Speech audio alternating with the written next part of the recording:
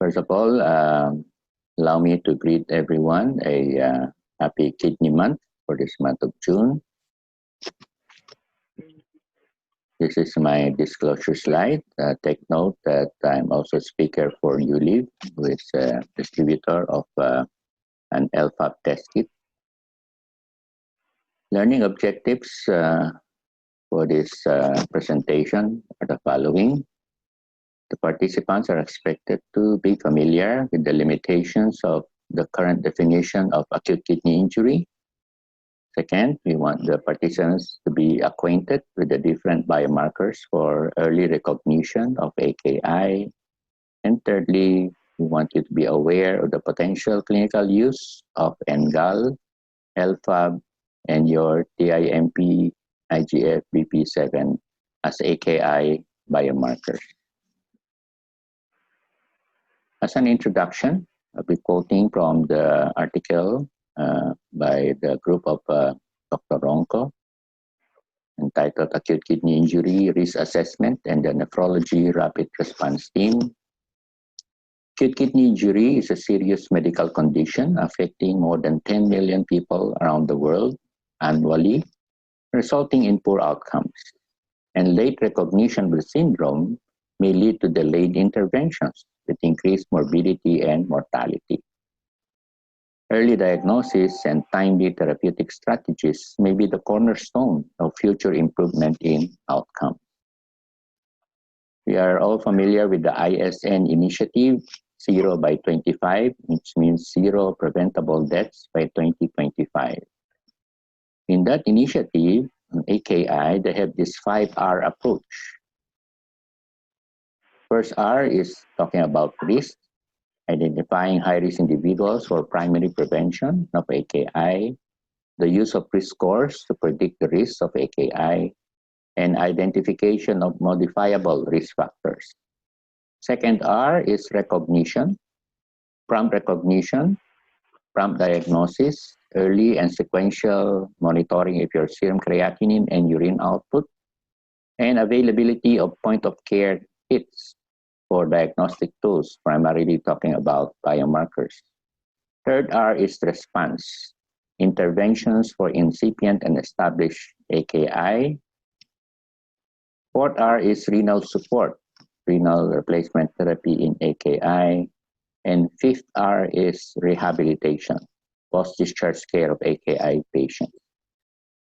For this presentation, we'll be interested in the risks of AKI and recognition of AKI. A quick review of the current KDIGO definition of AKI as we are all using in the clinics. This is from the year 2012. AKI is defined as either of the following: an increase in serum creatinine by more than 0.3 milligrams per deciliter within 48 hours, or a 1.5 times the baseline of your serum creatinine within 7 days, or the presence of oliguria. Also, we are all familiar with the current staging of AKI based on your serum creatinine or urine output criteria.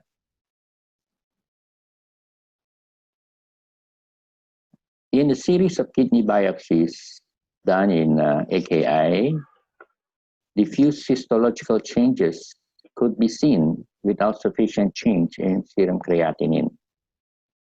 In this particular study, among 303 patients with biopsy-proven acute histologic changes, only 65% or 2/3 met the KDIGO definition for AKI, meaning we may be missing about 1/3 of the cases of patients with acute damage in their kidneys. And in this particular series, those with ATN or acute tubular necrosis and pathology, only 79% met the KDIGO criteria. And those with other acute pathologic lesions, only 50 to 64% met the AKI criteria.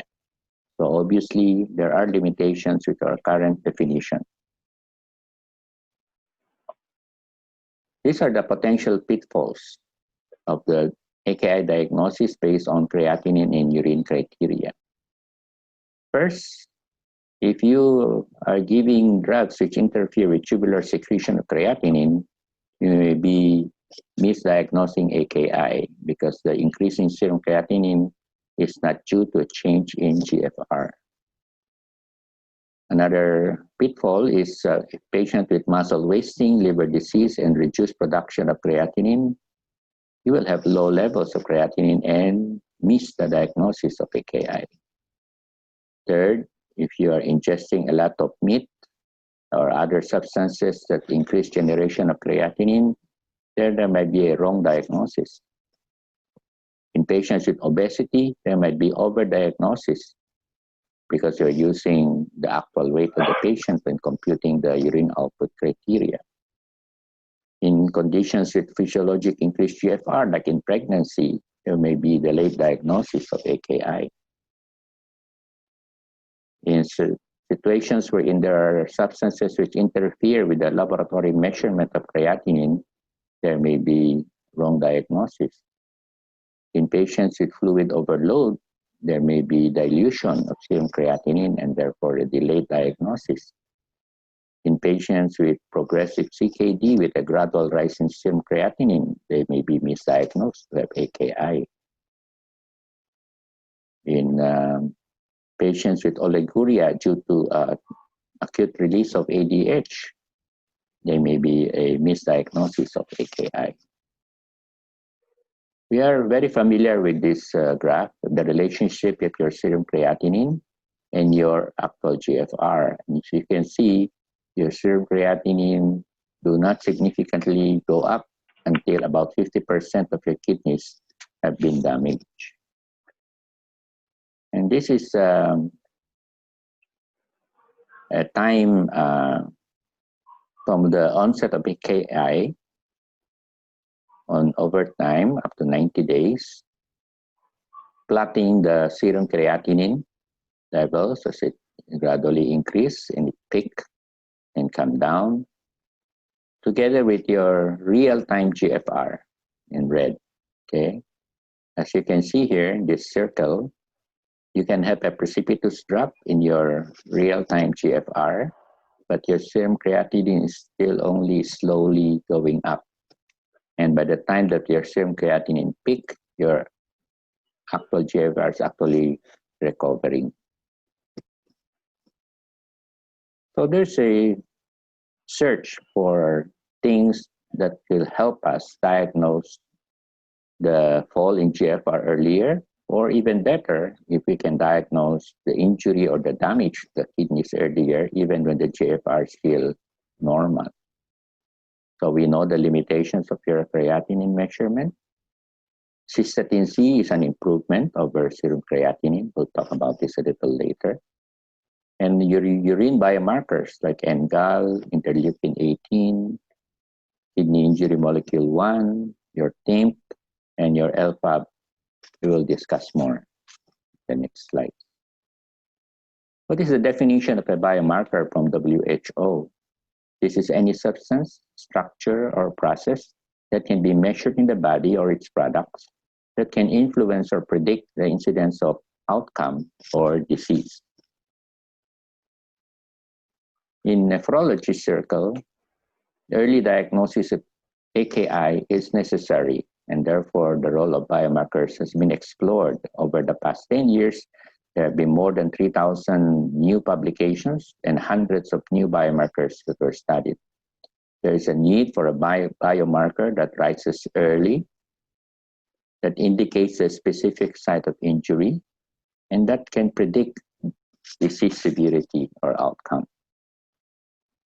This is a short list of the biomarkers that have been studied more extensively. If you're looking for a biomarker that tells you about your glomerular injury, of course, you have your urine albumin, you have your creatinine, your cystatin C. If you want a biomarker that will tell you about damage in the proximal tubule, you have your interleukin 18, your kidney injury molecule 1, and your LFAB or liver type fatty acid binding protein.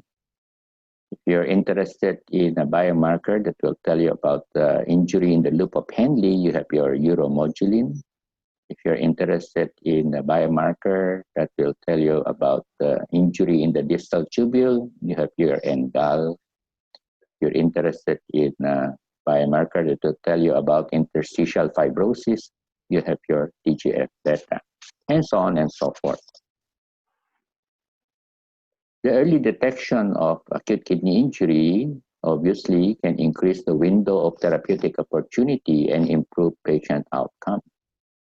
NGAL test was approved in Europe since 2011, and your LFAB test was developed and approved in Japan in 2011 and eventually in Europe in 2012.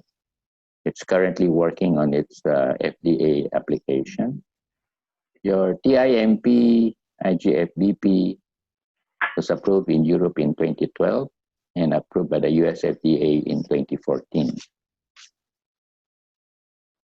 This is from the Core Curriculum 2020, Critical Care Nephrology, and they listed some of the AKI biomarker. Here I'm just giving you a short list of the biomarkers which we will be discussing as part of this presentation. First is your TIMP, IGF-BP. You can detect that in the urine. This is the size of the protein, and it's involved in G1 cell cycle arrest. There have been a lot of studies on this, and show you some of them later on, proving its utility in predicting AKI. Then you have your NGAL, can be detected both either in the urine or serum. Again, that's been studied in AKI prediction. Your Cystatin C, this is a marker of your GFR, and your LFAB can be measured in the urine, and this is increased in patients with tubular ischemia and injury. Let's talk a little bit about Cystatin C. This is a cysteine protease inhibitor produced as a constant rate by all nucleated cells in the body. These are freely filtered by your glomerulus. That's why it's a good measure of your GFR. They are then reabsorbed and metabolized by your proximal tubule cells. This is better than creatinine because it's not affected by age, gender, race, or muscle mass. Can be measured both in the urine and in the blood. So superior to creatinine. When your proximal convoluted tubule cells are injured, they may not be able to metabolize your cystatin C, and you will find cystatin C in the urine. This is a slide comparing your cystatin C and serum creatinine detected, monitored 3 days prior to AKI and on the day of AKI.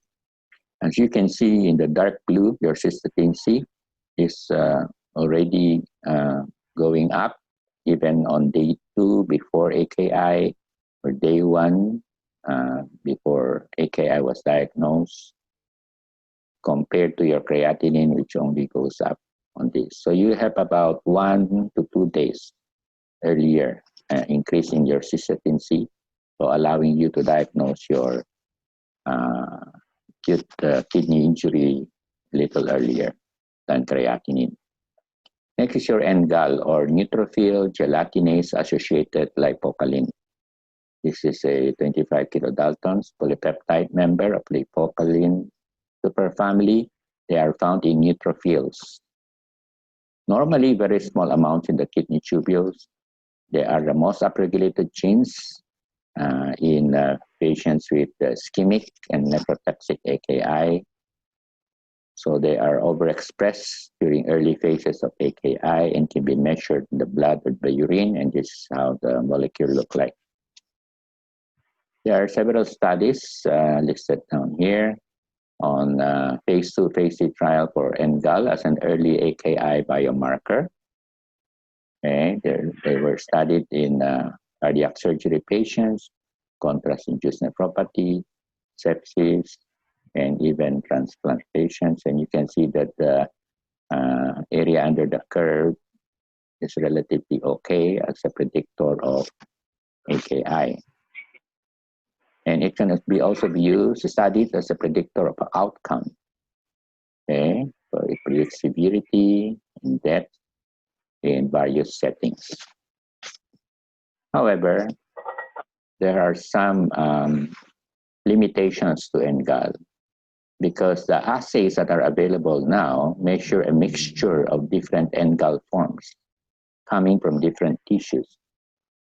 And it has been found out that the presence of any systemic inflammation and several comorbidities contribute to the release of NGAL from the cells.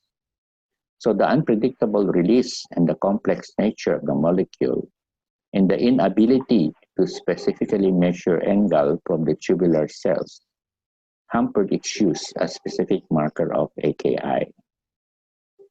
So we probably have to wait until assays measuring kidney-specific NGAL becomes available so that we can, use NGAL as a good AKI biomarker. Let's now talk about your TIMP2 or your tissue inhibitor of metalloproteinases 2 combined with your insulin-like growth factor binding protein 7. So these two molecules are included in one test, which is called NephroCheck. And this is what happened when you have kidney stress or injury. Your renal tubular cells produce more TIMP2 and insulin growth factor binding protein 7. And these molecules eventually block cell cycle promotion, resulting in a transient G1 cell cycle arrest and providing cells an opportunity to repair DNA damage and regain function. Okay? So they are expressed early when you have kidney injury or even before that, just have stress in your kidney. These are the different studies which lead to an approval of TIMP and IGF-BP by the FDA. These are the Discovery, the Sapphire, the Opal, and the Topaz study. We will not go through each one of them, but basically all of them, a good number of patients, and of them shows that your TIMP2 IGF-BP had a good prediction for AKI. And I'll just cite to you this one of the more recent study in Kidney International 2019 on your TIMP2 IGF-BP 7 and its association with adverse outcomes in the patient in the ICU with AKI. What we want to highlight here, you have 4 groups. You have patients who are negative, did not develop AKI, and NC stands for NephroCheck, okay, which is the brand for the testing for your TIMP2 IGF-BP. Another group is those with NephroCheck positive but did not develop AKI. The third group, you have AKI positive, develop AKI clinically, but NephroCheck is negative. The fourth group is those with both positive, NephroCheck positive, and then develop AKI. What we want to highlight here is you can see that whether the requirement for RRT, ICU mortality, they are both much, much higher in patients who are NephroCheck positive, even if both of these groups had developed clinical AKI. So this system, which is like a kit, but it comes with a small machine to read the kit, is intended to be used in conjunction with clinical evaluation in patients who currently have or have had within the past 24 hours acute cardiovascular or respiratory compromise and are ICU patients as an aid in the risk for assessment of AKI. There are limitations and unapproved uses of this, as mentioned by FDA. So validated for clinical ill ICU patients, but not for ambulatory patients or low-risk patients. It is been studied only in adults, so it's not recommended for children. and not used for patients with established. You don't need it anymore if they have already severe AKI clinically, and they are not supposed to replace your monitoring of your serum creatinine and urine output. In patients with a lot of proteinuria and bilirubinuria, the NephroCheck will not be valid because of interference. Let's now go to another biomarker, which is your LFAB. This was discovered in 1972 by Dr. Ochner. Fatty acid binding proteins.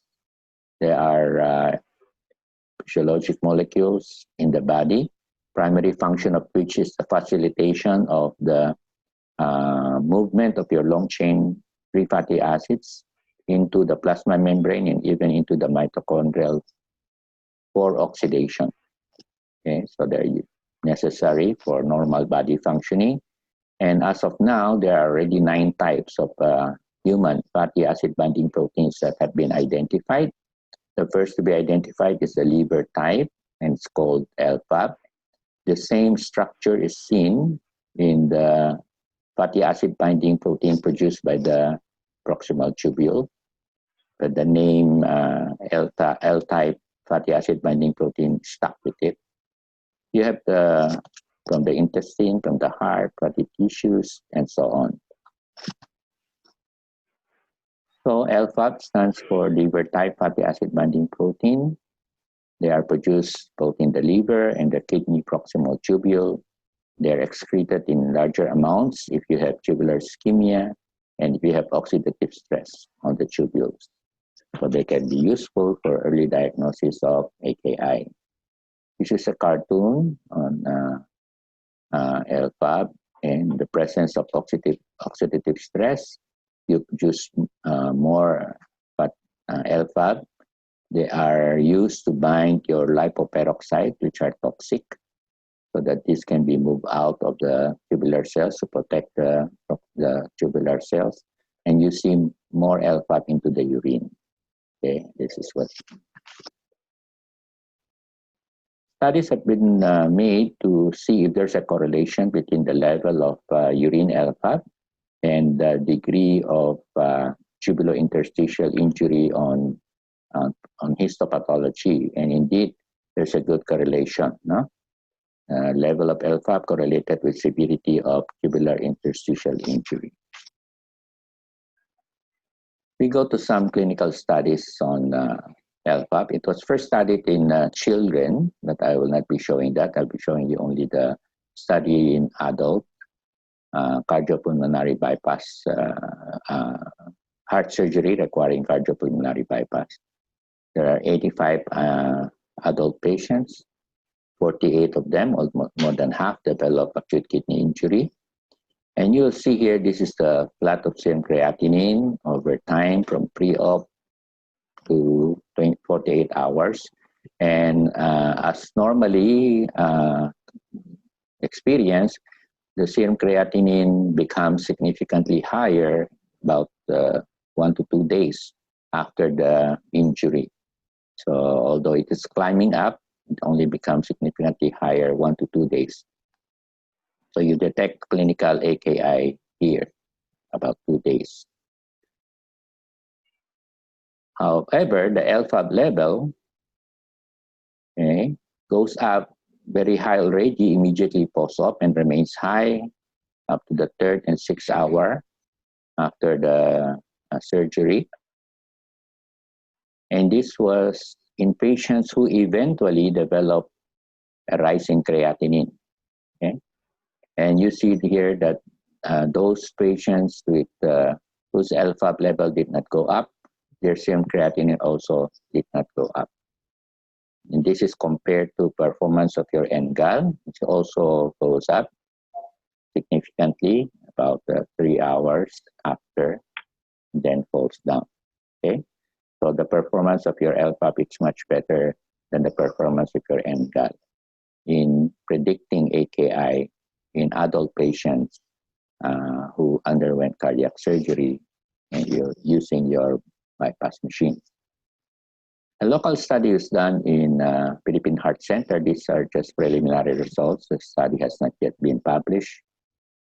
On the prediction of AKI post-cardiac surgery, they measured your LFAB and your NephroCheck at baseline, 3rd, 6th, and 12-hour post-op in 35 patients who underwent cardiac surgery. And at the 3-hour point, your urine LFAB has 100% sensitivity and 70% specificity, whereas your NephroCheck had a 50% sensitivity and 82% specificity. Okay, so that means we can screen or predict AKI. We can use these biomarkers early rather than wait for this creatinine to go up about 1 to 2 days after. There is a guideline for perioperative care in cardiac surgery published in the JAMA in August 2019. And they recommend that all patients undergoing cardiac surgery may benefit from detection of modifiable early kidney stress to prevent AKI. Biomarkers are recommended for early identification of patients at risk and to guide intervention strategy to reduce AKI. Your LFAB has also been studied as a predictive biomarker for contrast-induced acute kidney injury. This is a particular study that I'll cite to you. It's on 220 CKD patients for cardiac cath. They measured serum creatinine LFAB immediately before the catheterization and 1 and 2 days after the procedure. The urine LFAB levels before contrast exposure were significantly higher in patients who eventually developed contrast-induced AKI than those who did not develop contrast-induced AKI. So they found out that the independent predictors for contrast-induced AKI were high urine LFAB level with an odds ratio of 9.1 and a low ejection fraction with an odds ratio of 3.4. So LFAB seems to be useful for predicting contrast-induced AKI. There's also another local study I'll share with you, preliminary result from UST. 48 patients underwent cardiac catheterization. They measured the urine LFAB at the 24th hour. And you can see here that all patients with a low urine LFAB, okay, that means negative, did not develop AKI. So LFAB at 24 hours had 100% sensitivity and 81% specificity. Let me share with you a more recent study, 2020, Journal of Clinical Medicine, on the use of LFAB in the medical cardiac ICU, prospectively looking into the prognostic value of urine LFAB upon admission to the hospital, and comparing this with a combination of LFAB and serum creatinine-defined AKI in 1,100 plus patients. Their conclusion is the urine LFAB levels on admission are potent and independent predictors of long-term adverse outcomes when used in combination with creatinine-defined AKI. I'll share with you one of the graphs from that study looking at different levels of LFAB, 5th quintiles being the highest. And you can see that the higher the LFAB level in the urine, the worse the prognosis of the patient. So LFAB is an independent predictor of endpoint. And they were using urine LFAB, they were able to identify 60% more patients without creatinine-defined AKI. That means they have a positive LFAB, but did not have an increase in creatinine. This is what we call the subclinical AKI. And we'll talk about this more. Another clinical scenario is in patients with sepsis, high risk for AKI. So they studied LFAB also.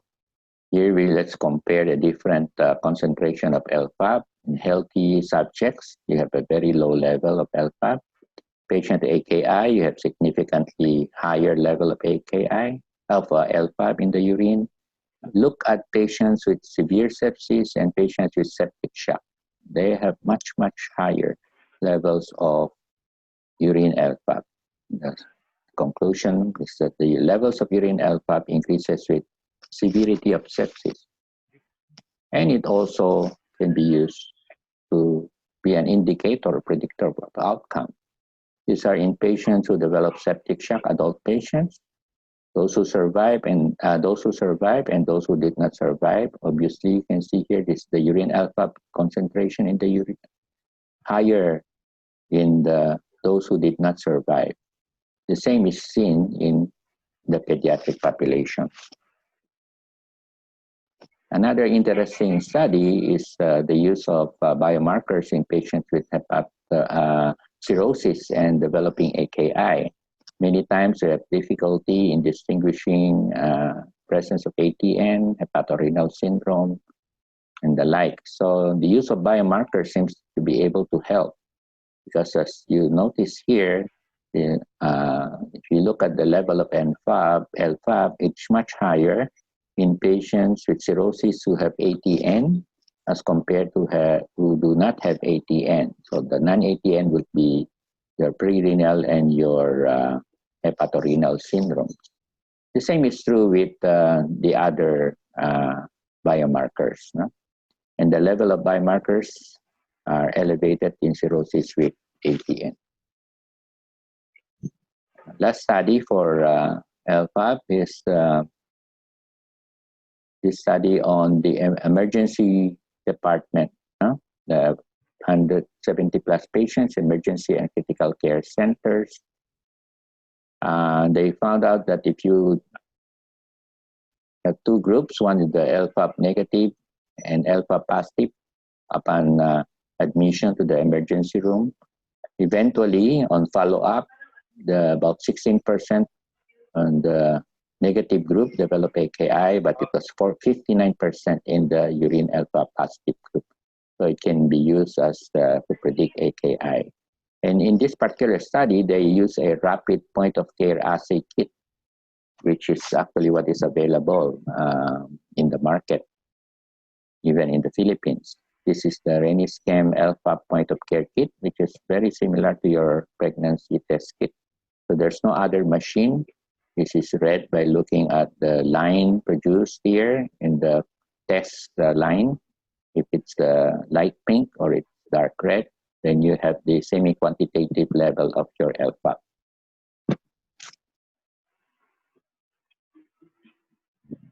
Let's talk a little bit more about subclinical AKI. Okay. About 15 to 20% of patients have subclinical AKI. And several studies have demonstrated that these patients are at increased risk for adverse outcomes. Again, we say it's subclinical AKI if they are biomarker positive, but their creatinine did not rise up significantly and they did not develop oliguria. These patients have about 2 to 3 times higher risk of death or need for renal replacement therapy. And this was true, this observation is true regardless of the biomarker used in this study or the different clinic patient cohorts that were studied.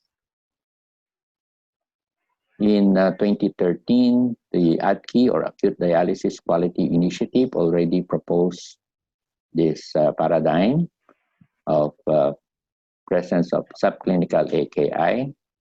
This is our classic intrinsic AKI. Means we have both tubular damage and loss of function. Or subclinical AKI, you have a damage present based on your biomarker being positive, but you don't have loss of function. Your creatinine did not go up, your urine output did not go down. On the other side, you have your prerenal. You have functional change, your creatinine went up, you develop oliguria, but biomarker negative, indicating that there's no damage and it's all functional change. And these are the normal patients. So we have patients who develop kidney damage with increased markers, but no functional change. If the injury persists, they eventually develop functional loss and therefore your creatinine goes up, your urine output goes down, your cystatin C goes up. However, if proper treatment or measures are performed, you may be able to normalize renal function without developing the decrease in function. We have the AKI Risk Assessment algorithm based on 4 steps. This is proposed by the group of Dr. Ronco. First, we have to look at the clinical scenario. These are the high-risk patients based on the clinical scenario: heart surgery or major surgery, angiography, multiple trauma, sepsis, volume depletion, mechanical ventilation, or the use of drugs, vasopressors, and contrast media. So if you have patients who are positive here, they are at high risk because of their clinical presentation. Then second, we look at the past history. Is the patient elderly, patient has diabetes, obesity, hypertension, CKD, heart failure, liver, lung problem, cancer. Okay. Then there are positive here also that add the risk further. Third step, we look at the physical examination. Are the patients hemodynamically unstable? Are they dehydrated? Do they have evidence of congestion? And look also at the urinary output if there's oliguria. And lastly, look at the laboratory results. That's the serum creatinine, anemia, presence of hematuria, proteinuria, and presence of biomarkers. If you have 2 or more positive, then you are at high risk. And this is what they did for this particular study. So they triaged the patient to low risk, moderate risk, and high risk. The moderate and the high risk patients can have a biomarker tested. If it's positive, they will activate the NRRT or the Nephrology Rapid Response Team. That's what like they have in neurology, their brain attack team. Okay. If it's negative, you continue, the biomarker turns out negative, you continue to monitor the patient, you repeat your physical examination and your laboratory test, okay? And they found out that if they compared their 2016 data compared to 2017 when they introduced the nephrology rapid response test based on this algorithm, that their number of AKI actually went down because maybe some were prevented because of what the team does when they was activated. The full-blown AKI were prevented, and the requirement for CRRT was also reduced. So the implementation of the nephrology rapid response team to respond to a biomarker elevation demonstrates increased accuracy of risk prediction and ultimately improve outcomes for patients. So this is something which can be actually implemented in our local setting. Okay, so what does the nephrology rapid response team do? It stratifies the stage of AKI, whether it's subclinical or the patient did already renal replacement therapy. And the more important thing, it avoids the evolution to a full-blown AKI and try to find the cause of the AKI. Okay, and these are the things that you can do. These are what is also mentioned in the KDIGO bundle in patients with high risk for AKI. And the team can also be involved in follow-up after hospital discharge, okay, after even up to 3 months and more to monitor for chronic injury. I'll share with you another biomarker-guided intervention, this time to prevent AKI after a major surgery.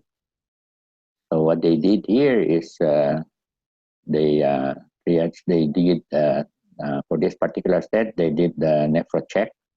And if they are positive For the biomarker, they are high risk.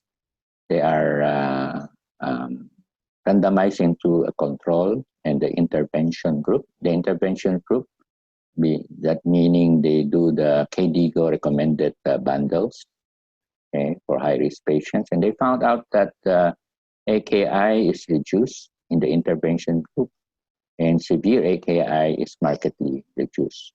Also, the length of ICU stay is reduced after non-cardiac major surgery. In 2016, the Japanese Society of Nephrology had a clinical practice guidelines for AKI regarding the use of biomarkers, and they suggest measuring at that time urine NGAL and LFAB and for early diagnosis of AKI. In the JAMA publication in 2018 on steps to improve outcomes for patients with acute kidney injury, we also have the early detection as an important strategy. There we have the more frequent monitoring of kidney function, of course, that's recommended, and also monitoring of your biomarkers and even your use of your AI, computer decision support. In summary, KDIGO definition of acute kidney injury, while clinically useful, has its limitations, and we may miss the diagnosis of AKI in about 1/3 of patients. Several AKI biomarkers have been extensively studied, and some are clinically available for use, even locally. Cystatin C, NGAL, and your TIMP2, IGFBP, LFAB have been shown to be useful in the risk assessment and early prediction of AKI. And TIMP2, IGFBP, or NephroCheck, and LFAB can be used as predictors of poor patient outcome. I'll share with you some recommended references if you want to read more. This is some 2019 articles. So thank you very much for listening, and I hope we all have learned something new that we can stop acute kidney injury together. Thank you very much.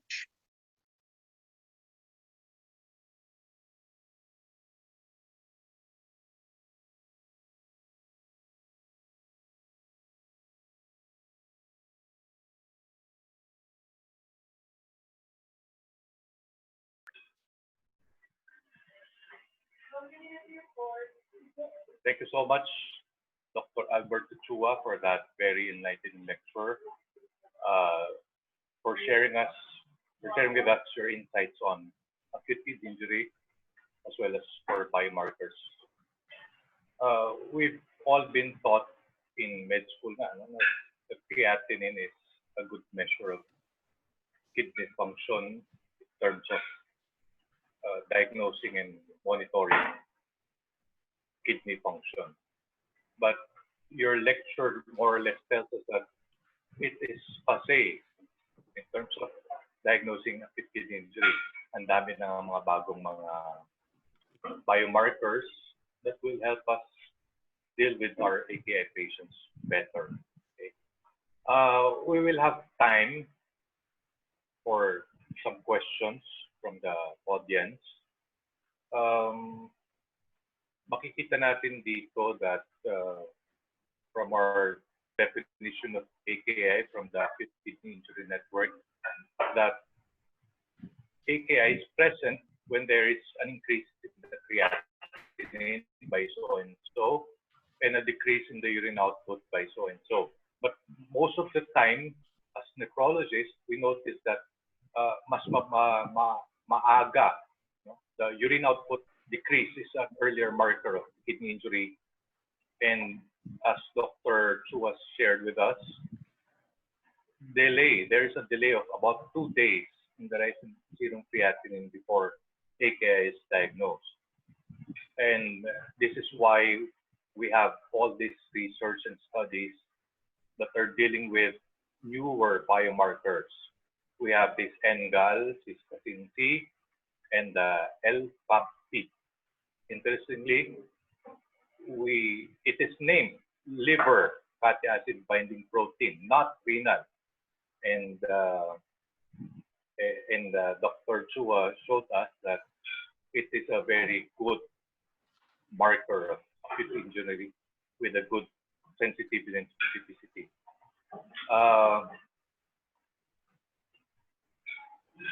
We will have time for questions before we enjoy our dinner. Dr. Chua is online now to answer questions. Okay. Hi, good evening. I hope you we all learn. I hope we all learn something from the talk. Am I coming in clear? The audio is clear. Okay. Well, I saw some questions posted, so let me go through some of them. Dr. Navarro is asking which of the biomarkers are available, okay, and regarding the price. Okay, as far as I know, okay, you may have to check that with your own laboratory. One, Cystatin C is, I think, available at Makati Med, St. Luke's, and NKTI, Medical City, if I'm not mistaken. And the same is true with NGAL, urine. Nephrocheck, I'm not sure. Maybe Heart Center have it because they had the study done, whether that the availability is only for the research or it is already, commercially available. I'm not sure. But LFAB, what I know of LFAB, is available at Chinese Gen, at Heart Center, Makati Med, and I'm not sure about the rest. Okay. Price comparison, I think most of them range between 3,000 or less, more or less. Depends on the hospital and the markup, of course. Okay. Another question here is, will you recommend doing LFAB among patients with medium to high risk for contrast? Yes, that's one of the frequent reason for doing LFAB at Chinese Gen, to give an additional tool to help predict whether this patient is high risk for developing contrast-induced AKI or not. Okay, you can use it before to predict. You can also use it post-contrast procedure to see whether damage has been done or not before you discharge the patient. So those are two ways of using these parameters. Another question here is, in patients with subclinical AKI with stable creatinine and good urine output, is it safe to proceed with contrast? Okay, that's the same thing. Whether proceeding or not is actually a joint decision between the attending physician, if this is a cardiologist or something, or the patient and the nephrologist. So it's not only the nephrologist who will say that you cannot proceed. Okay, because if the patient understands the risk and they want to take the risk, or the procedure is very important, life-saving, maybe it's a coronary angio, then I think we should proceed as long as the patient understands the risk. Okay, of course, if you can delay, because that is biomarker positive, you can delay if possible clinically, then it might be a safe alternative. Okay, regarding KT, the studies with KT and biomarkers are post-KT. If you want to determine patients who are developing some delayed graft function or some abnormality in creatinine, urine output post-KT, you may add a biomarker to tell you whether the tubules are involved. Okay, but not before. Another question here is biomarkers in CKD. That's a very interesting question. There are actually indeed several studies on biomarkers in CKD, but we'll do that in another lecture, okay? Because that's another long topic, okay? Let's focus first on AKI here. This CT scan, that's been answered. Availability and cost has been answered. Lynn, Dr. Lynn, hi Lynn. Ask this question: what biomarker will be more useful in repeated AKI and also on AKI on top of CKD? Interesting. Repeated AKI, I'm not sure, but let me tell you this. There have been studies at looking at trying to follow up the biomarker levels. And and I've shown you earlier that they usually rise up early within the first 6 hours or so, and then they go down. Roughly about 12 hours or so, they're mostly down to normal. So if you are monitoring it and the patient is receiving recurrent insult to the kidneys, and you see it going up again, then maybe that means that another another injury has happened into the tubule. So it can be used as a way of monitoring repeated tubular injury from multiple insults. Okay.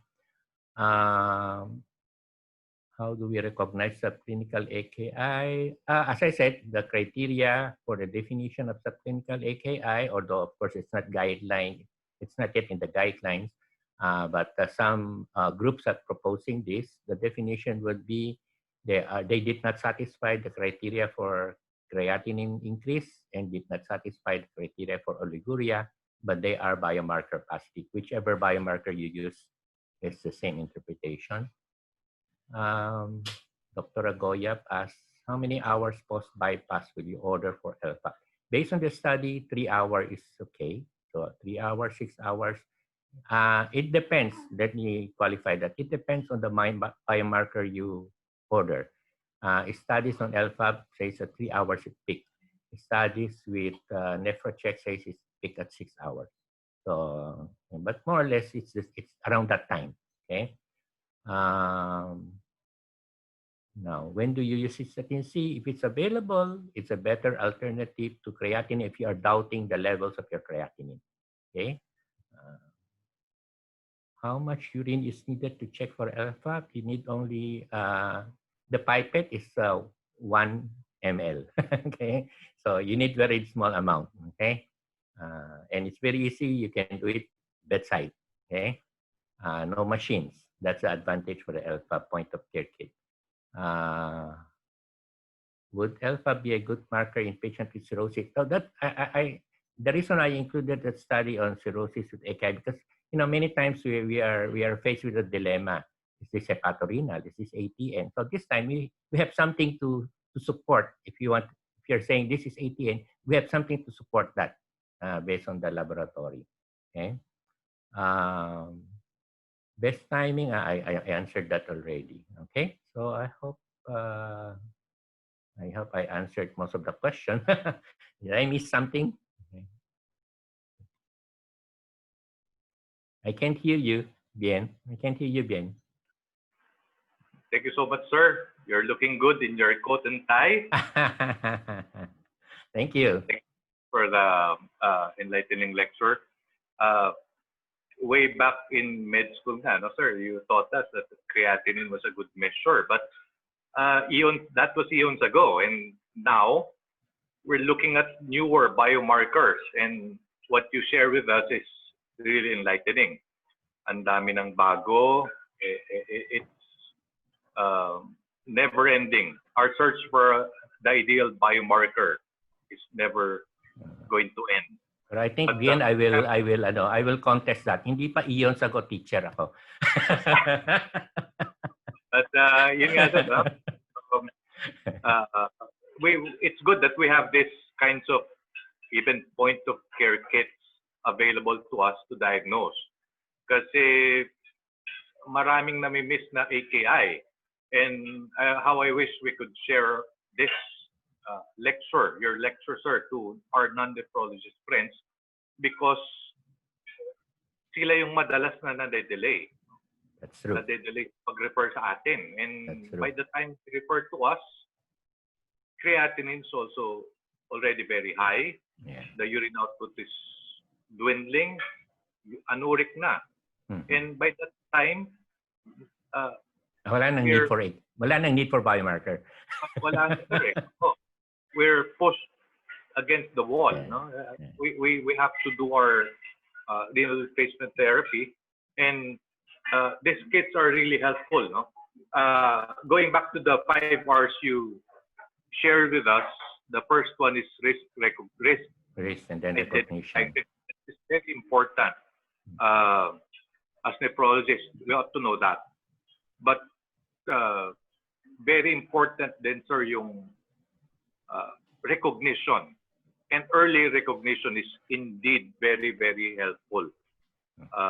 It would save us, or our patients will save from longer hospital stays, having to go through CRT or RT for whatever reason.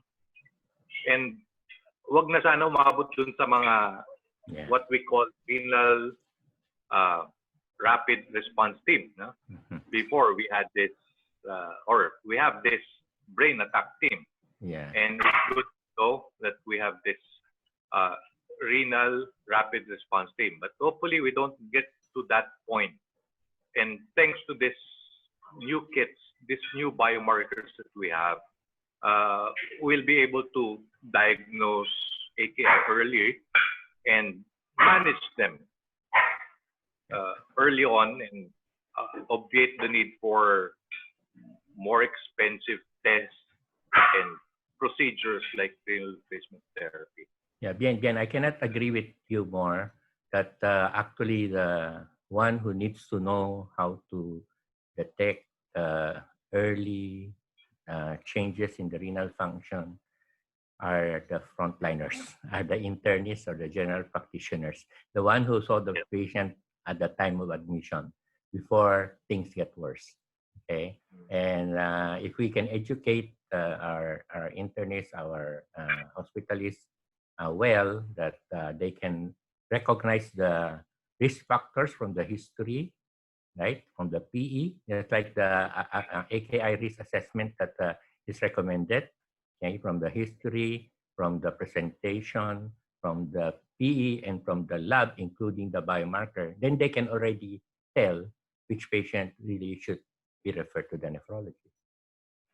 Mababantayan natin ng mas maaga, sir, and hopefully, no, ma-refer sa atin ng mas maaga, even before our age-old serum creatinine rises, or even when urine output decreases. Exactly. It will benefit not only us, but most especially our patients, because we want less morbidities and mortalities from AKI. There is a question here by Dr. Abayog. Let me try to answer it. She posted it in the chat, so it did not come out on the other side. She said, which one of the biomarkers would be more cost-effective and practical? Okay, I may be biased, but if you look at practicality, the LFAP is a point-of-care kit with no machine, no capitalization from the hospital. Okay, these are just kits. It can be done by the lab technician, but it can also be done by the nurse or by the physician at the point of care. So as far as practical, it will be very practical, and the result will be out with 15 minutes. Okay. As far as cost, since there's no machine, then I think that the cost will be a little lower than the others, which are in a hospital, you have an investment on the machine. Because the NephroCheck, although it comes in, that looks like a kit, but it needs a machine to interpret. Although the machine is very small, okay, but still there is a cost for that, okay, unless the distributor of NephroCheck will give out the machine for free, the reader, okay. And for Cystatin C and NGAL, this would need bigger investments for the aside from the reagent, okay. So that's as far as I can tell you for cost and practicality.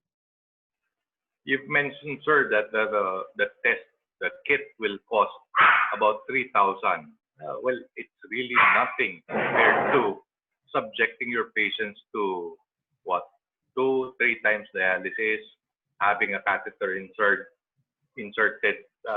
Makakamura if we can really diagnose AKI early on. And manage appropriately. Yeah, there are studies on cost efficiency. I just did not include that anymore. That will make the talk long. Okay, but there have been studies on that, on cost benefit, cost effectiveness.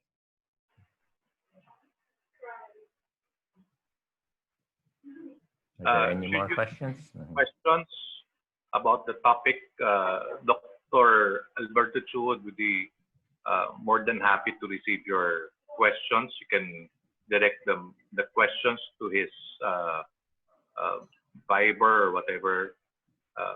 He will be replying to you directly. There is a question from Lynn, from Dr. Gomez, regarding which one of the biomarker would be good for monitoring resolution. Resolution, there are very few studies on monitoring biomarker up to the time that the renal function return to normal. But theoretically, you can do that. But I did not see a study which monitor it, sequentially to the point that the renal function, to the point that recovered. Okay.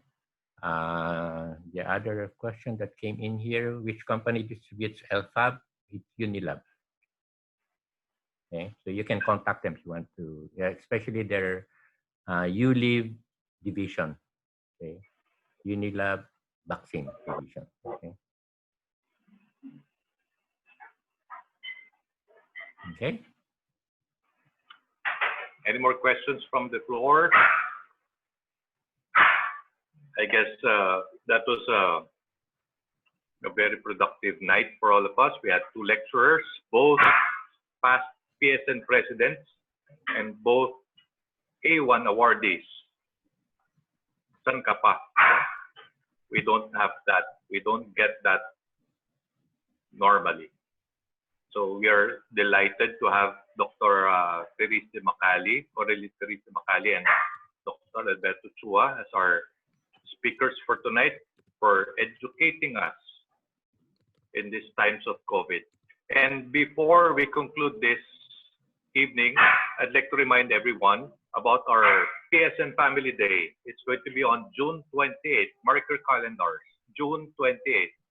And of course, we will have our board meeting and election of officers. July 12th, time for changing of the guards. Thank you, Dr. Rawasa, for everything. And of course, we'll be sending you our schedule of webinars in the next few days. Thank you, everyone, and may we all have a COVID-free evening. Thank you.